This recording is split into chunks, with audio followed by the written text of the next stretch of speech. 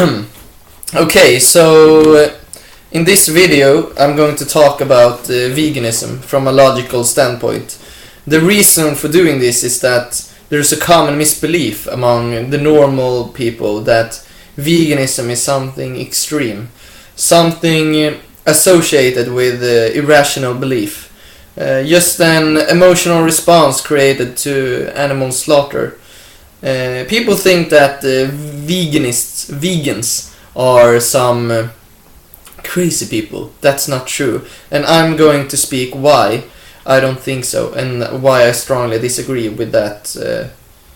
Actually, I do believe that there are some crazy people who are vegans, but I'm going to speak about veganism itself and why, if you follow a logical and rational view of the world, why veganism is the only way to go. First, I will start with health. Many of my sources come from famous doctors, cardiologists, for example Neil Bernard, William C. Roberts, Esselstyn, Colin Campbell. These doctors has one common thing among them, and that's the proposing that a diet rich in vegetable sources is very healthy. A plant-based diet, if you so will. William C. Roberts, for example, has spoken a lot about human physiology, talking about why we should consume these vegetable sources, and it's actually that our physiology is very adapted to consuming plants. You can see it on our teeth, you can see it on our colon, you can see it on comparing us to similar animals. We did actually consume meat for a lot of our evolution, but that does not mean that meat is healthy. We consumed meat because we had to. So arguing against veganism by referring to that we have always consumed meat is an appeal to nature fallacy. That it does not mean that meat is necessary nor healthy. There are studies supporting the view that veganism is very healthy. Many studies has shown that vegans tend to live longer.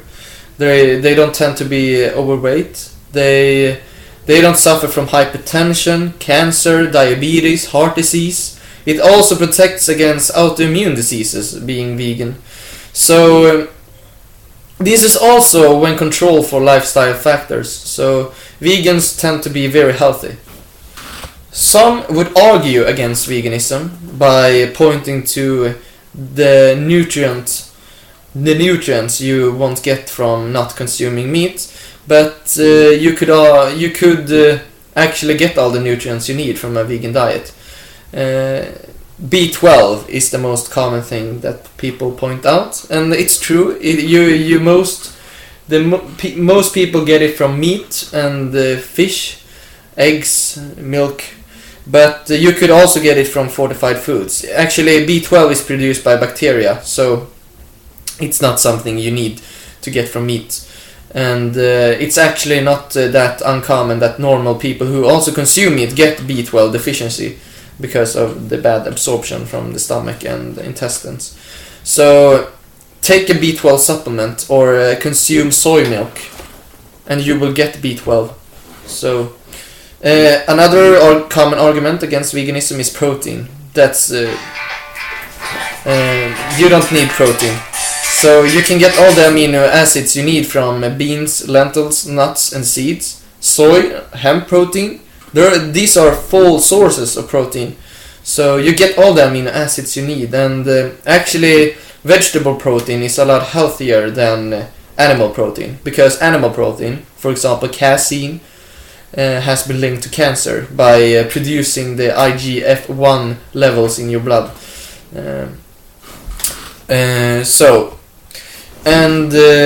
One thing that is good not consuming meat is because red meat contains heme iron, and heme iron has been linked to producing these nitrosis compounds which are carcinogenic. So and there are also a lot of studies pointing the connection between red meat and colorectal cancer, and even the World Health Organization classes red meat as a carcinogen. It's not good for your health, it's not good for the environment. Why consume red meat at all? And some would say, well, what about iron? You will get iron deficient not consuming meat. Well, that's not true either. You will not have as much available iron, but your ferritin, the storages in your body, will still contain the same. There are studies supporting this. So, and also vegetable contains a lot of vitamin C, and vitamin C enhances iron consumption. And not consuming heme iron, just regular iron, you're actually a lot healthier, because, as I said, heme iron is bad for you. And so just because vegans tend to have lower available iron doesn't mean that you get iron deficient. You don't get anemia, and the body is very good at regulating the iron absorption by itself. So you won't get iron deficient if you consume these iron sources, which you will find if you just search.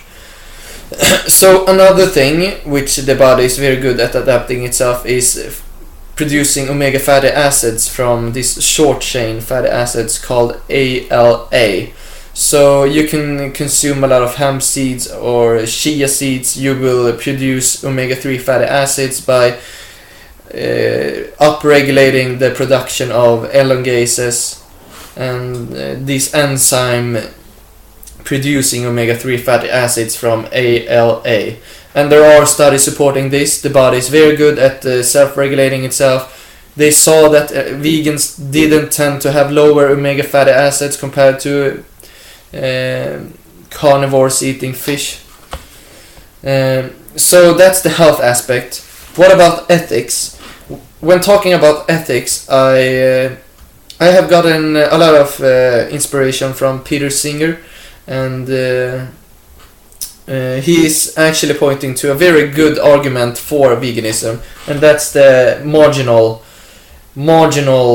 argument. Well, for example, there's not a difference, not a trait which you could point to that would differ humans from animal, which would make it rational to treat humans the same way.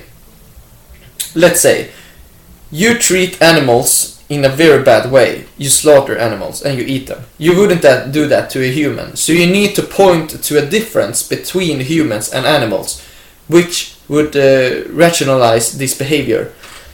Some people would say, well, it's intelligence. But you don't treat humans with a low intelligence as a cow the same way.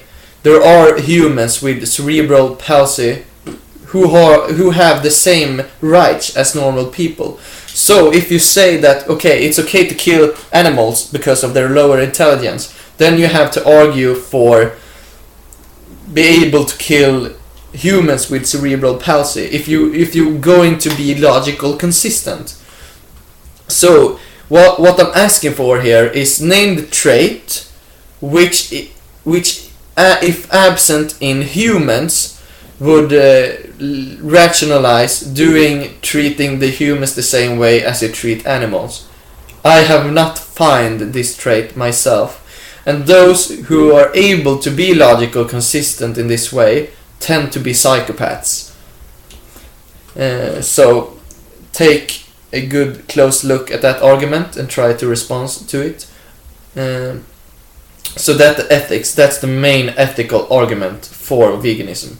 It's pure logical. It's not something which I found from an emotional response. It's logical. So those are the two great things about veganism, the health aspects and ethics. So I hope you like this video, and that I actually hope that you respond to it and challenge my world view.